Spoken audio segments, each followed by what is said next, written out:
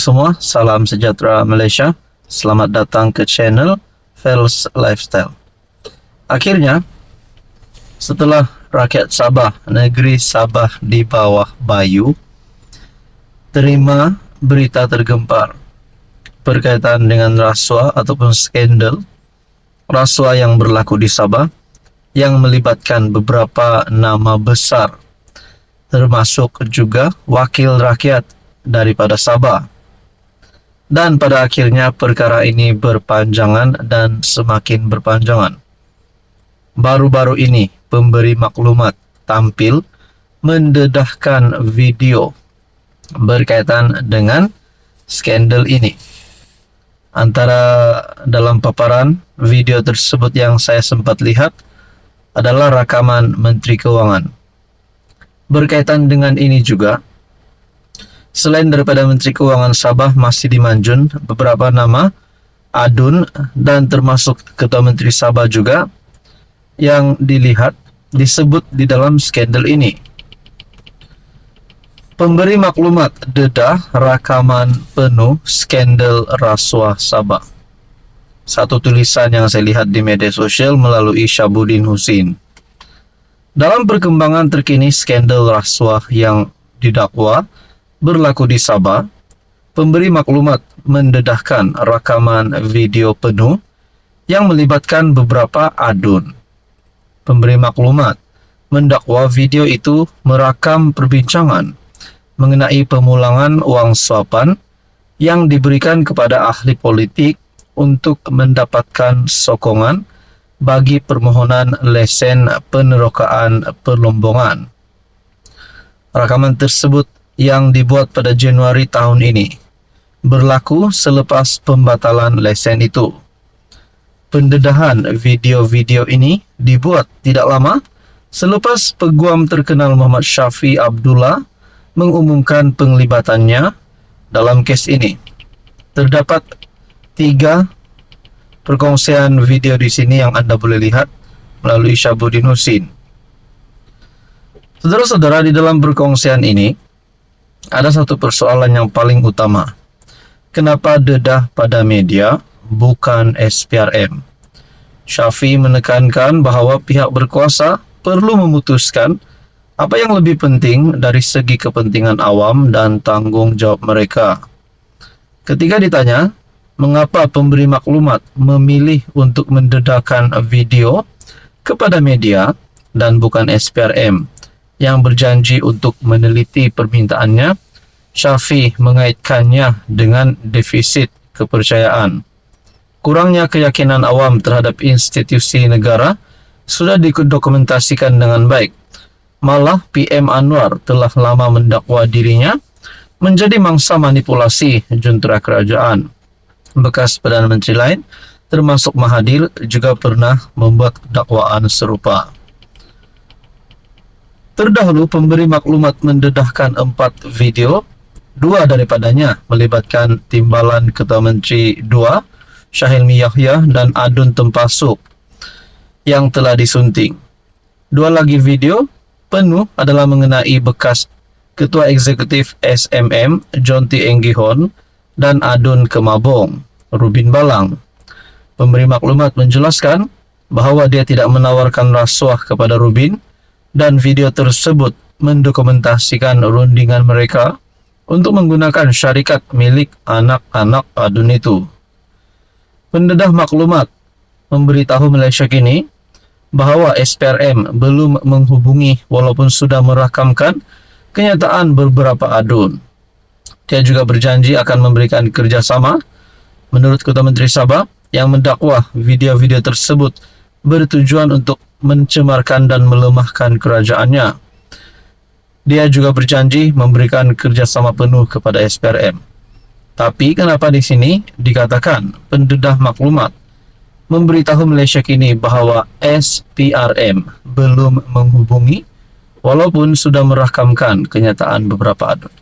Nah, berkaitan dengan ini banyak sangat cerita, banyak sangat spekulasi yang boleh dibuat, tapi kita nantikan saja apa keputusan terkini.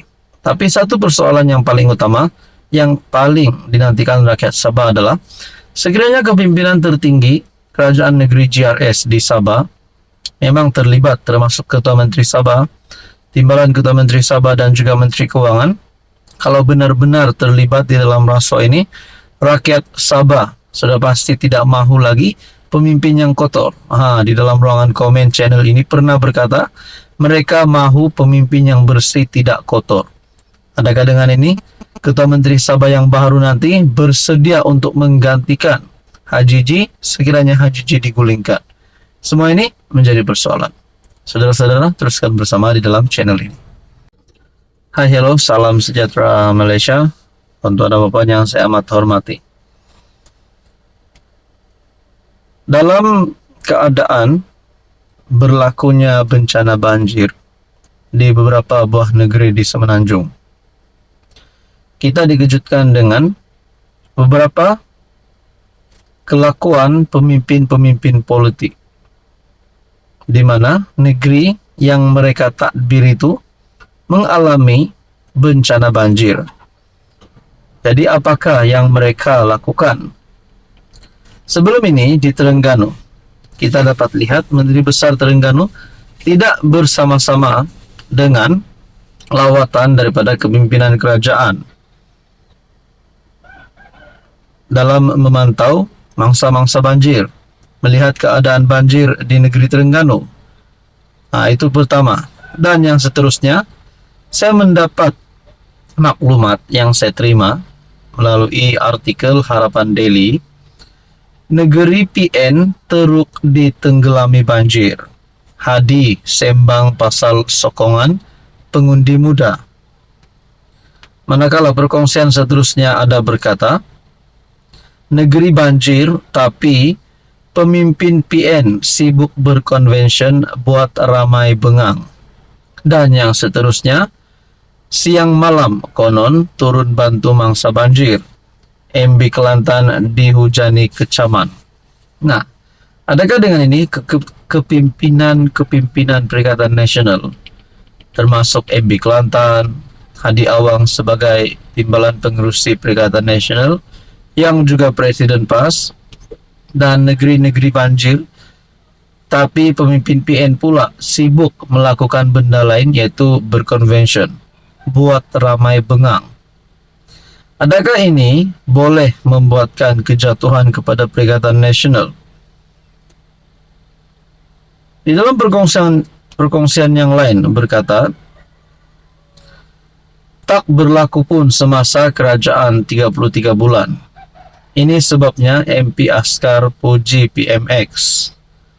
Ini berkaitan dengan pelarasan pencen kepada ATM yang berpencen sebelum Januari 2013 tidak berlaku pun semasa pentadbiran 33 bulan PN yang dipimpin oleh Muhyiddin.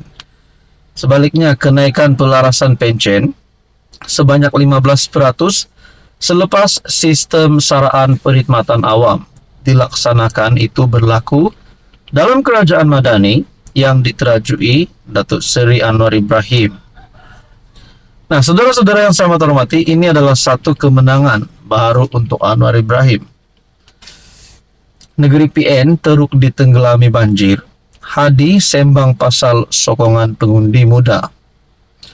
Mengejutkan ketika banjir teruk melanda, Tan Sri Abdul Hadi Awang tergamak sembang mengenai kehendak PAS mempertahankan kuasa politik dengan berpaut pada sokongan pengundi muda. Presiden PAS berkenaan memberitahu kewajiban parti itu sekarang adalah untuk menyelamatkan orang Melayu dahulu supaya mereka sedar dan insaf serta bersatu untuk mempertahankan kuasa politik. Nah, tuan-tuan, selepas itu kita ajak kaum lain bersama dengan kita. Alhamdulillah kita melihat perkembangan mutakhir menunjukkan kebangkitan anak muda untuk menyokong kita dalam pilihan raya yang lalu, katanya menerusi platform X.